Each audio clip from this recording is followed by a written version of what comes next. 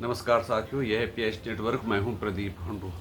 आशा करता हूं कि आप सब ठीक होंगे, प्रसन्न होंगे। भगवान से यही प्रार्थना कि आप सुखी रहें। आज हम बात करेंगे मणिपुर की। मणिपुर में पिछले 1.5 साल से हालात खराब हैं। वहाँ पर कई लोग, कुकी और मैती, जो आपस में जो झगड़ा हुआ है उसमें मारे गए।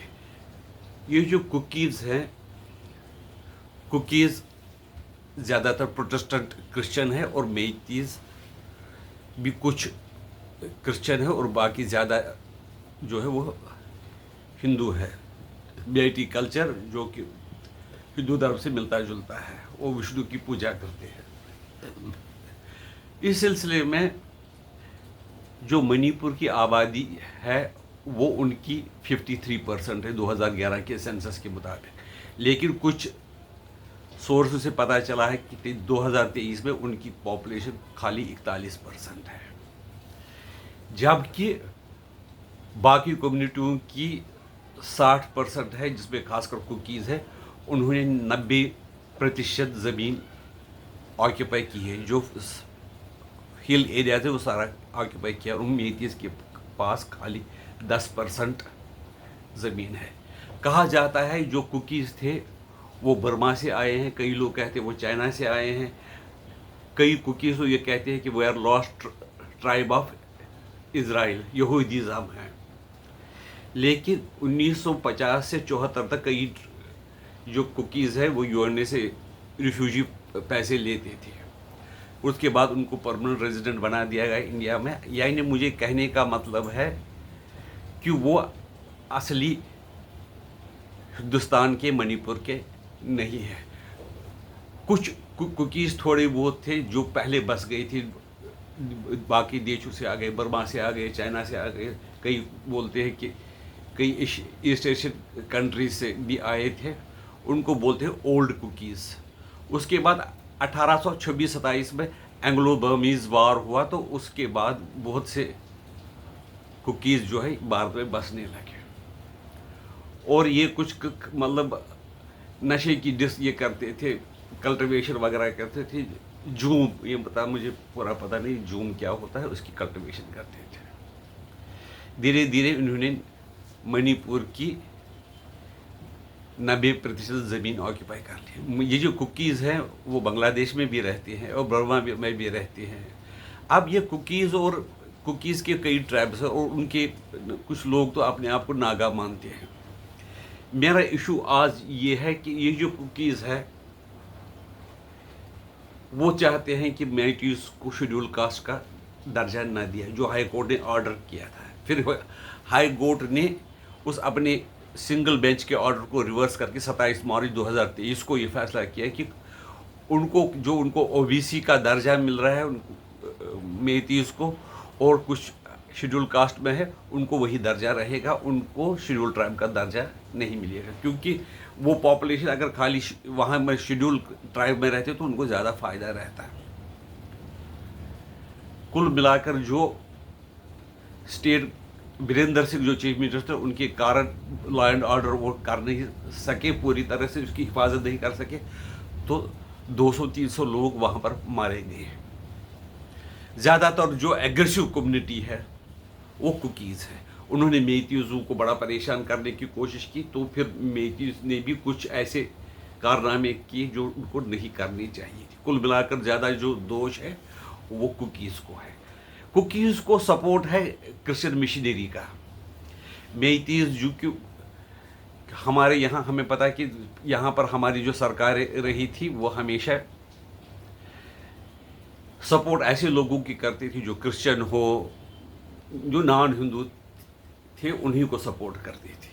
इसलिए वो जो बेचारे मेइतीज़ हैं वो कम होते गए। लेकिन धीरे धीरे थोड़े वो पढ़े लिखे हो गए, उनको समझने लगे कि हमारे साथ अत्याचार हो रहे हैं, तो वो भी अपना डिफेंस करने लगे। और कई फिर मेइतीज़ ने कुछ ख़राब काम भी किए। कुल मेरे कहने का मतलब ये है कि ये जो कुकी मणिपुर का मसला है ये खाली लोकल मसला नहीं है, कुकी ओवरसेस मेइती का मसला ही नहीं है। एक तो कुकीज़ यहाँ के नहीं हैं, लेकिन अब हो गए हैं, उनको सिटीजनशिप भी मिल गई है और वो अपने आप को, कई जो कुकीज़ है वो हिंदुस्तान का हिस्सा मानते ही नहीं। फ़ायदा तो ले लेते हैं लेकिन हिंदुस्तान का हिस्सा नहीं मानते हैं। कई मानते हैं, कई नहीं मानते हैं।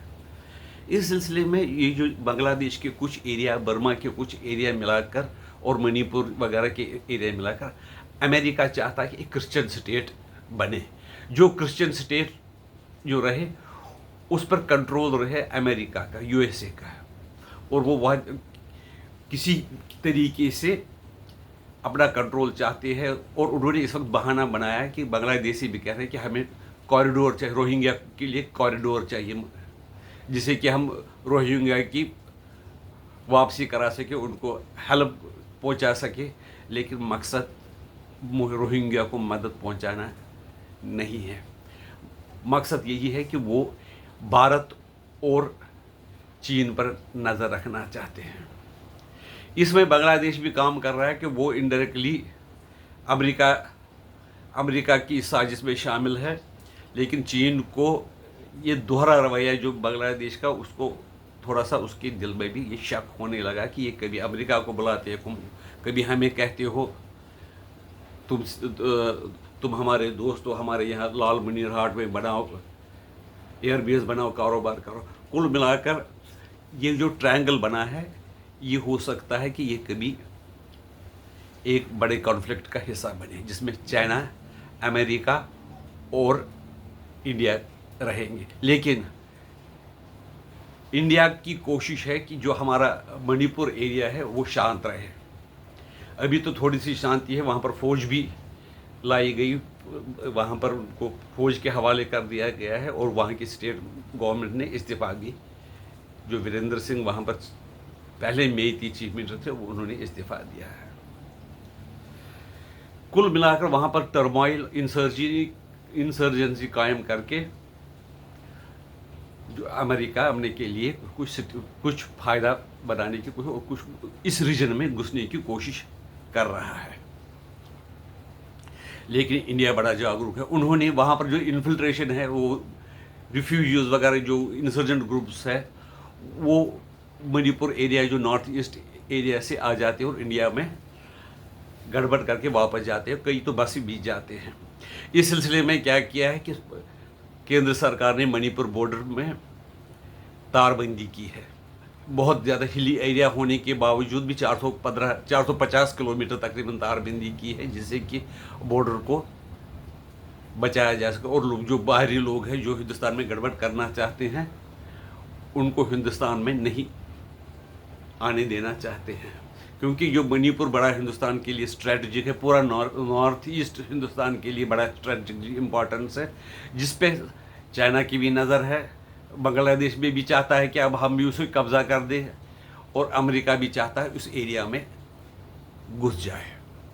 लेकिन ये हिंदुस्तान की, भारत की अखंडता पर हमला ही है, इसलिए भारत भी इस बात की ओर ध्यान दे रहा है। लेकिन दुख की बात यह है कि पिछले 50-60 साल में जो नॉर्थ ईस्ट की ओर किसी ने ध्यान नहीं दिया। अब भारत सरकार वहाँ पर सड़कें बना रही है, पुल बना रहे हैं, सुरंगें बना रही, ताकि हम वहाँ के जो लोगों को मेन स्ट्रीम में अच्छी तरह से शामिल कर सकें।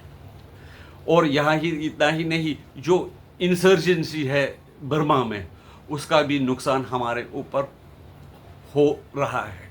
क्योंकि जो इंसर्जेंट है वो जो बर्मा के, कोई उसमें कईयों को वो चाइना सपोर्ट करता है, कभी कभी जो वहाँ की जुंटा सरकार है उसको भी चाइना सपोर्ट करती है। कुल मिलाकर वो गड़बड़ इस नॉर्थ ईस्ट में करना चाहती है, खासकर मणिपुर एरिया में, मणिपुर मिर्ज़ापुर में। लेकिन भारत की सरकार, जो प्रेजेंट सरकार है, वो अपने दायित्व को समझती है और उसी अनुसार काम करती है। हमें आशा है कि वो आगे भी ऐसे ही काम करेंगे और भारत की किसी टुकड़े को भारत से अलग नहीं होने देंगे। आपकी राय इसके बारे में क्या है, हमें बता दीजिए, हम आपके आभारी रहेंगे। हम आपसे पुनः निवेदन करते हैं कि हमारे चैनल को सब्सक्राइब कीजिए, वीडियो को लाइक कीजिए। नमस्कार।